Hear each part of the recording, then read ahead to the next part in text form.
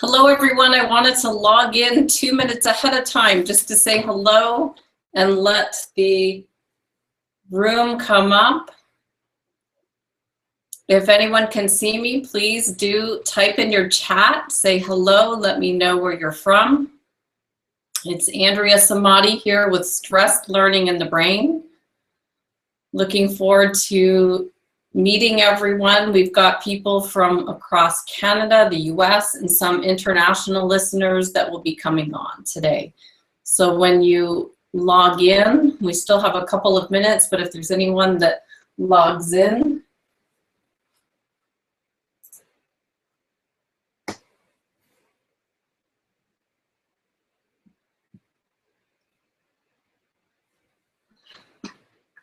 make sure that the chat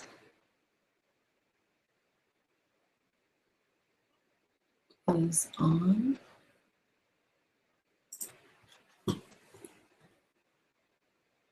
Let me know if you can see me, if you can see a chat. Chat is unmuted.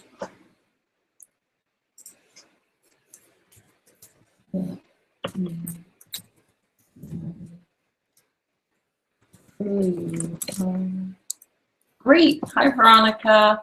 Where are you from and where you are from? Great. Good to see some people coming in here, so I know it's all working. I'm going to start in a few minutes. Great. Welcome, Misty. Welcome. I'm going to give another couple of maybe 30 more seconds before I'm going to share my screen and get started. I do like to get started right away for anyone that comes in, can join us. Anyone coming in, just please do type who you are, where you're from. Hi, Sharon. Sharon's back. Welcome from New York City.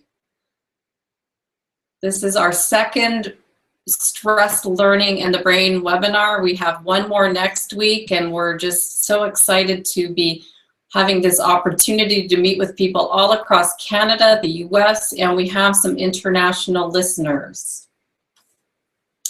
So I am going to get started and get right into what we're going to be talking about today.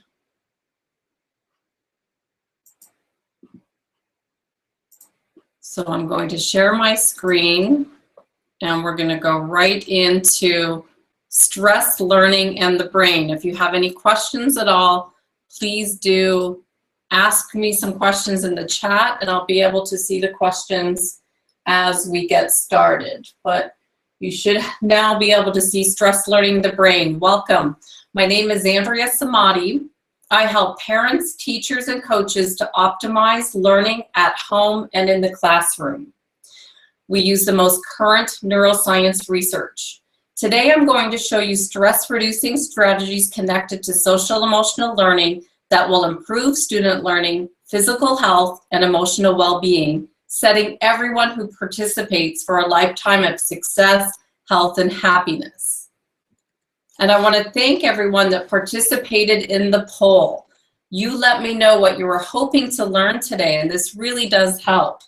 I heard some people say that they wanted greater awareness, how teachers can use information from neuroscience to improve student learning, how to help students who are impacted by chronic stress. Now, this is a deep one. We'll go into it a bit with neuroplasticity of the brain and how we can learn anything with persistence, effort, and grit.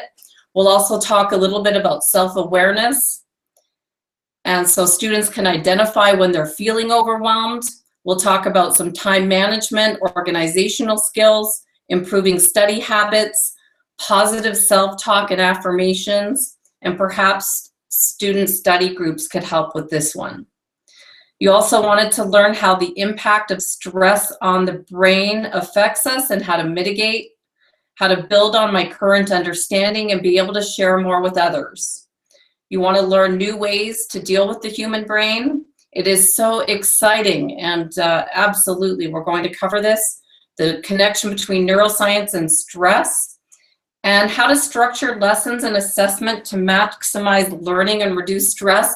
We're not going to go so much into how to create assessments, Although what I can say is that if you're creating assessments that connect to the students' real life, real world, they'll be more engaged and experience more joy as they do their tests. We're going to be talking about mainly how to reduce stress with regards to student learning in the classroom, some strategies. So here's what we're going to cover. The poll showed me that you see the importance of applying neuroscience to education and want to learn more. So here's a snapshot. I'll share the problem, how stress affects the brain, with over 14 stress management techniques that you can take away and use right away, along with some additional resources and activities that you can use in the classroom to build resiliency, grit, and innovation, and ways that your schools could work with me in the future if you wanted to.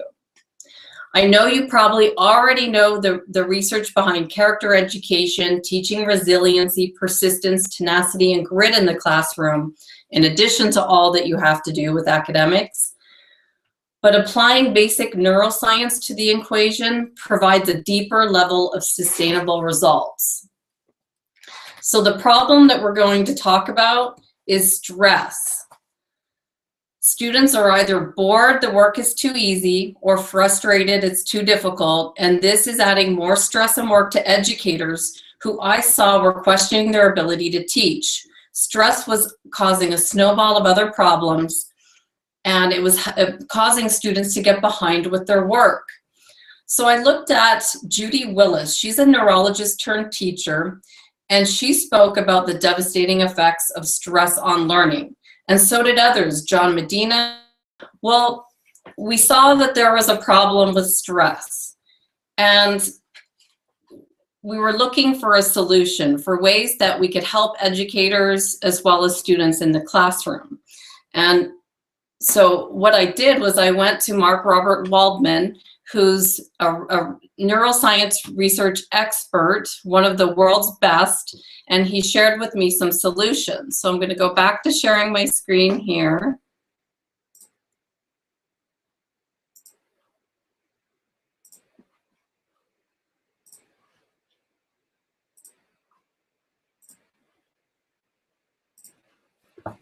So the solutions that he shared with me was using basic neuroscience.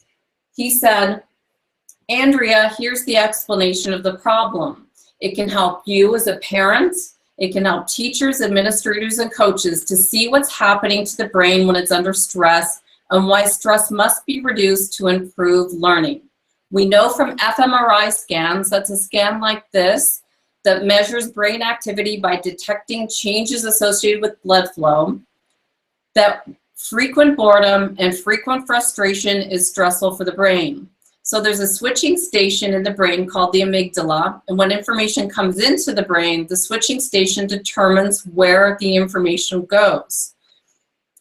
So when it determines if you have low stress, the information goes to the prefrontal cortex, which is the reflective brain. So right about here, if there's no stress, it goes where it's supposed to go so that students could stay focused in class, think through problems, keep materials organized, show up for class on time, all the things that we need them to do to be successful as a student. But if it's under stress, it bypasses the prefrontal cortex and goes straight to the fight, flight, freeze mode. The limbic system in humans is designed the same as with animals, and this system has been designed to keep us safe when in danger. But how does this translate into the classroom? Well, with the fight, it's acting out. With flight, it's when students get up and walk around. And freeze with spacing out or not paying attention and then falling behind. I could actually see this response with my two children, ages 6 and 4, when I would be rushing them out the door on the way to school. I'd be saying, rush, rush, let's go.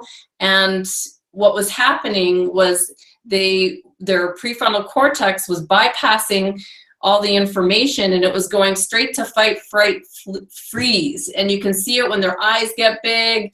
And I thought, oh, wow, as soon as I recognized I was doing this, I found another strategy to just slow down. So Dr. Daniel Siegel speaks about the fact that we can always do something different another time, but it's really important to have a basic understanding of how we could be putting our young ones' brains in stress mode without even knowing it. So let's just go back here. I want to come back into the webinar.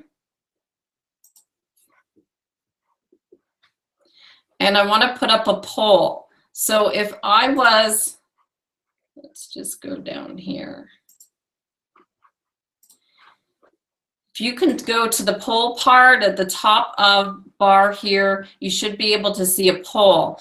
Do you think you could explain how the brain becomes stressed to someone else?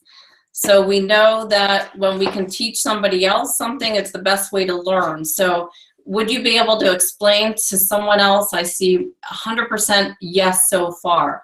So this is the main part of the presentation, is to understand how our brains get stressed, and then we can go into the solutions. So if we have someone that says, no, we can't explain how the brain gets stressed, I'll just review really quickly. So how it happens when our brains are stressed, the information bypasses the prefrontal cortex, which is like, imagine just the front of our brains here, and it goes straight into our reactive part of our brain, fight, flight, and freeze.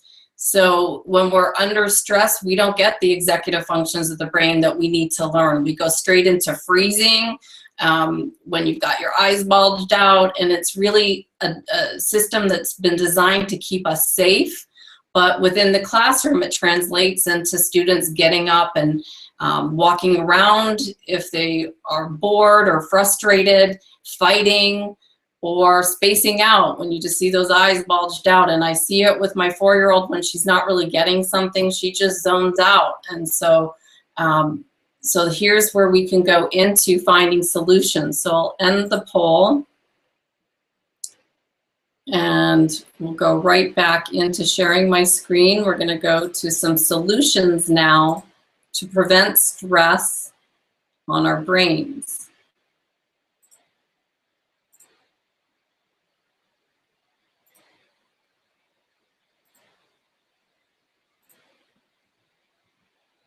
So just a second while our screen comes up.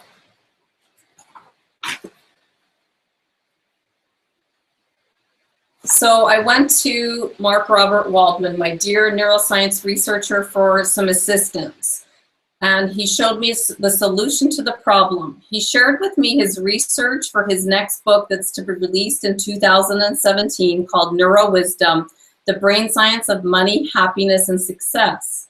He told me if I saw any connections between his research and a way to help the educational field, I could use his research. And his book perfectly aligned with the social emotional learning competencies that we know so well from castle.org: self-awareness, responsible decision-making, relationship skills, social awareness, self-management. And I've added mindset because it's been so important for the work I've been doing the past 15 years, as well as Carol Dweck, who's making such a great case for growth mindset as it relates to ability. So let's have a look at some of these success strategies that he shared with me using the power of our brain. So most of us know what growth mindset is, but just a reminder, it's based on Carol Dweck's theory that we either are born with a fixed mindset or growth mindset. If you're fixed, you believe that your intelligence is fixed. If you're growth, then you believe that with effort, persistence, you can do anything and be anything. But what about our own mindsets as educators or parents? How does it come into play as a teacher or parent? How can we strengthen our own growth mindsets and then be good role models for our students and children? So when we're faced with a challenge, sometimes it's easy. We're not always staying in growth mindset. We can go back sometimes to fixed mindset and think, well, you know, is this really for me? I remember when my sister was teaching and they brought technology into the mix, she really struggled with understanding computers, and she thought maybe teaching isn't for me. And she definitely overcame that, but with time and effort and work. So if you want to practice and strengthen your own growth mindset, here are some strategies. When something is challenging us, there's always a solution, but the solution always involves hard work. So be prepared to roll up your sleeves and put in the effort required for your breakthrough. So for an example, with my sister having to learn technology, or even if you're in the classroom and you want to, let's just say you want to flip your classroom and add videos, but all the video editing software out there is overwhelming and you have no idea where to begin. Well, there's lots of ways that we can learn how to do new things. Lynda.com, YouTube videos, there's lots of places, Coursera, that we can learn new information and then be great role models for our students as we become lifelong learners and show our students or our children that we don't have it all figured out, and in order for us to progress, we need to keep learning. So practice growth mindset. We could also add affirmations, things that work for me. I'm so thankful that with hard work and persistence, I will find a solution to my problem. I embrace learning new things and love the challenge that comes with plowing a new pathway to solve a problem. I'm responsible for my own growth and I'm willing to put in the effort. So things like this keep you on track of growth mindset. Also having a fixed mindset plan of attack. If you ever notice your mindset going back this way, and it happens to me sometimes, I notice that I'm getting defensive or I want to blame, then I think, oh wow, I'm definitely not in the right mindset. So just being aware of when you go back and having a plan of attack to put yourself back on course. Find a mentor, someone who's accomplished what you want to do so that they can show you a proven pathway. And then challenge your habits, paradigms, or beliefs. So when we begin to challenge our beliefs, we notice that things will be uncomfortable because we might be doing things a different way. But just notice sometimes we can challenge them and learn something new and go into growth instead of staying fixed. So that's strategies for mindset. Let's look at self-awareness. Preparing to succeed, strategies to warm up your brain. So when we wake up, the oldest part of our brain begins to drive us towards our goals that have rewards attached to them. Our routines are formed over time and they're created out of habit. We can set ourselves up for a day of success with some careful planning, or failure if we leave our lives up to chance. Research shows that if we remain in bed a few extra seconds to become aware of your body and mental state, your brain will function much better for the rest of the day. You'll be able to do more with less stress. So we recommend that you do a morning ritual, and you could share this with your students. Teach them ways to wake up, stretch, and focus on how you feel. If you focus on the positive at the start of the day, it will help your brain move towards taking action this way throughout the day rather than focusing on your worries. Work on starting the day with a positive mindset. Visualize your day and overcoming any obstacles that you might face. I know some things will pop up out of the blue, but setting yourself up on the right foot at the start of the day helps. And then yawn. This is the fastest way to lower mental stress. The Library of Congress has documentation that yawning was an exercise used by elementary school teachers in the 1890s. And there's evidence that yawning before a test can improve your grade point average in school. And this research was provided by Robert Waldman in his upcoming book. There's also ways to train your brain to increase your social awareness. So Education Secretary John King here in the US recently released a statement that I saw headlined in the ASCD Smart Brief News, where he said, as an educator, part of our role is to help students see the world through others' eyes. There is a way to train your brain to increase social awareness and create substantial neural changes in your social brain. This practice will cause you to engage your behavior, change your behavior, and in turn will cause others to respect and trust you more. So practice observing others mindfully. Prepare yourself to engage in the present moment. Yawn, stretch, and release any negative thoughts and feelings that might be on your mind. Step 2, think of a word that resonates with you that represents the outcome of the interaction you're about to have, and repeat this word. Words like successful, harmonious, and teamwork. Think of a happy memory that puts you in a good mood And this memory will make you smile, and when others see you, they'll be more trusting of you. Visualize the interaction with a positive outcome. So when you intentionally follow through with a plan to be more socially aware, you'll be amazed at the results. It takes practice, but even a few minutes a day can make really incredible results. So if you wanted to do an activity with this, or even have an activity with your class, to take out a piece of paper and write a list of 10 people that you want to improve your relationship with and be more socially mindful. Each day, spend 5 minutes with this mindfulness activity when you interact with them, and see how the relationship changes. Do you feel more kindness, empathy, and understanding towards the person? How did the other person react towards you?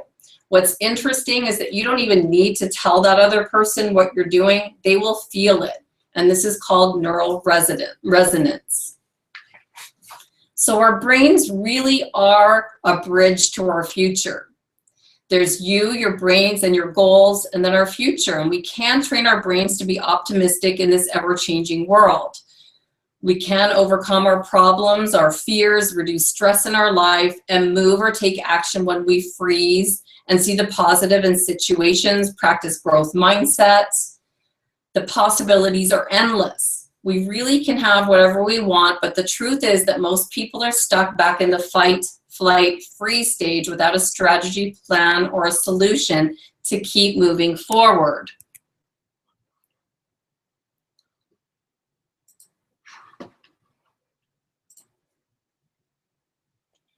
So I want to come back here.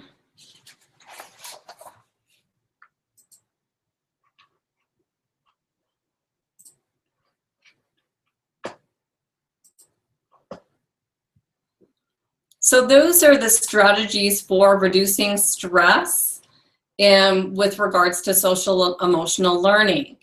And the opportunities are endless for this learning. As we get more and more research, there's a lot more that I didn't share with you, because the last time that we did this webinar, we really went deep into it. But what I want to share with you now is an opportunity. If you would like me to come and work with your schools or with your students, we do have a tool that takes social emotional learning, it takes character, it takes resiliency, and it provides lessons for students to use in the classroom or at home. And I want to just share that tool with you.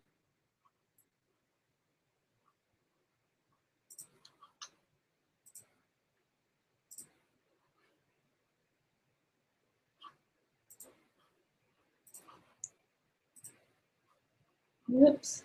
We'll go live right into the tool. I just would like to show you what it is. So it's a solution to keep the learning going, to keep your students leveling up. It's an online portal that could be used at home or in the classroom to teach character, resiliency, perseverance, growth mindset. There's 3 modules to the program. 14 lessons in the level up phase. There's 24 character lessons, and then we use real live expert interviews. So we've interviewed some celebrities, some regular people on how they've used persistence in their life to overcome their challenges and their fears. And this gives students a chance to see real live people on how they overcame their struggles and challenges. And I'll just give you a chance to see what the program looks like.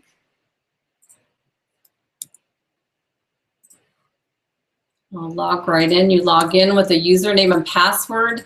If your sites wanted to have me train your teachers or work with your teachers on mindset as well as with your students, these lessons are already created. They're engaging real-world examples to help your students, let's see, with attitude. So there's a video. Each lesson has the same format. There's a video lesson. And then this could be put up on a smartboard in the class to have the students look at their attitude and talk about their attitude in ways that they could improve their attitude. We go into the brain, how to use your brain more wisely. So if you wanted to teach the 3 parts of the brain, to your students. It's being taught as young as age 5, and even my 4-year-old and 6-year-old know what their brain is and why it's so important to nurture it, feed it, and look after it. We do also have character lessons. So for example, there's all these lessons on responsibility that could be used as classroom discussion, as well as a PDF that could be taken home for homework. And then we go into expert interviews. So here we have interviews from real life people. Ryan Kelly is a great one. He did an interview with us where he shared how he started his business at age 10 and went on Shark Tank. So he had, from his classroom, he learned some ideas on how to start a business, and then he took it to the next level. So he shares some ideas of how he created a product and what he did with that product. We've also interviewed Doug Weed. He's the former assistant to 2 of the American presidents on the greatest US presidents. So it's really neat to see insight into the White House from someone who actually worked there right side by side with 2 of the American presidents, as well as has written over 30 books on the US presidents. So let's just go back here to the PowerPoint. For this webinar, I'm offering an introductory offer to work with me for 4 hours on a webinar training where I could train your teachers on stress learning in the brain and add the online portal for $448 per site. So that's the offer that I'm working on for the ASCD Smart Brief that went out. And I will come back.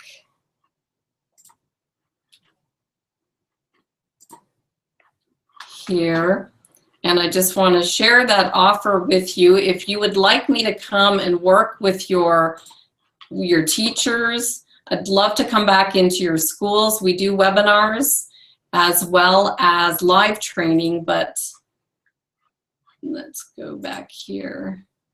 So if you go to the offer page, you can see that offer there. And I will send out emails after to share with you other free tips that I could keep you in the loop with as we do more and more research. There's so many exciting things that are coming up.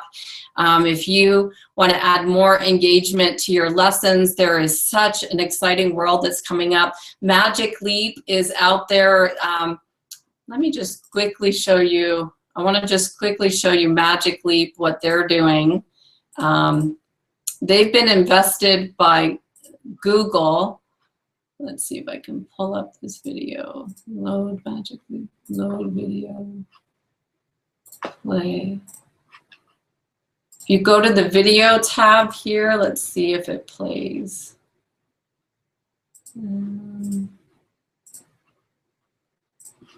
It's not playing right now, but if you go to magicleap.com, I'm actually going to put it in the chat. Look at magicleap.com and just see where education is going these days with engaging lessons. That's where we're going, but right now where we are is we're trying to get educators to help students reduce stress, bring neuroscience into the classroom, and keep students working on persistence, perseverance, and being gritty. So please do let me know in the chat if you would like me to send you some more information on our programs, and if you would like more information, there is a replay that will come out. You could send any questions that you have to me. You could go to achieveit360.com to learn more about what we're doing, but I want to thank you again for your interest in the programs that we're doing. Any questions that you might have right now, send them in the chat. And until then, we will keep doing these webinars and bring you up to speed with new strategies. There are free tips that we'll send out from our website if you want to join any of our newsletters. As we work with Mark Robert Waldman, we'll be getting more into other strategies that we could use to assist reducing stress in the classroom. And I hope this has helped you. I'm going to load one last poll. Reset the poll.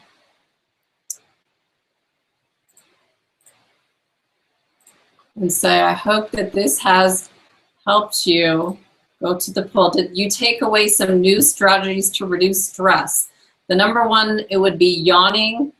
Excellent. If you can yawn when you're in a stressful situation, it seems strange, and I remember getting in trouble for doing it in class, but it is, research is showing it is the way to reduce stress and improve results. So as we get more information, we'll share it with you. I'm going to end the poll. Looks like you've taken away some strategies. I want to thank you so much for your time. If anyone would like to work with us in the future, please do click the link, and I'll be sending out more information. You can always go to our website and get free information to keep in the loop with what we're doing with neuroscience in the classroom. Thank you so much. I'm going to sign off now. Have a wonderful day. Thanks so much for joining us.